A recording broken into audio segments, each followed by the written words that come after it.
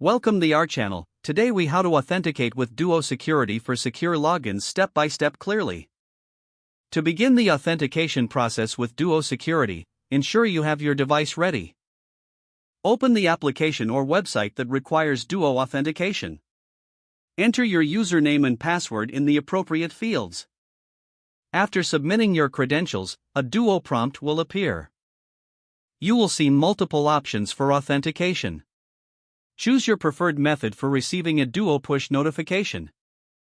If you select the Duo push option, open the Duo mobile app on your device. Tap on the request for approval that appears in the app.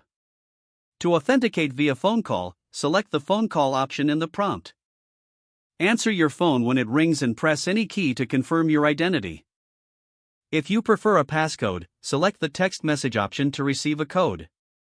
Enter the passcode from the text message into the prompt on your application or website.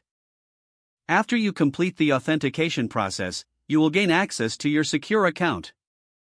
Make sure to log out when you are finished to maintain security. If the page does not load, refresh the browser or try again in a private or incognito window. Make sure you are using the correct email address, then retype it carefully to avoid small typos. If your password is not accepted, use the reset option and create a new strong password you can remember. Check your spam folder for verification or security emails, then complete any requested confirmation steps. Enable two-factor authentication if available to improve account security and reduce unauthorized access risk. After signing in, review your profile details so your contact information and settings are accurate and current. If you see an error message, note it down and try again after restarting your device and internet connection. Log out when you finish, especially on shared devices, to keep your account and payment information secure. If the page does not load, refresh the browser or try again in a private or incognito window. Make sure you are using the correct email address, then retype it carefully to avoid small typos. If your password is not accepted, use the reset option and create a new strong password you can remember.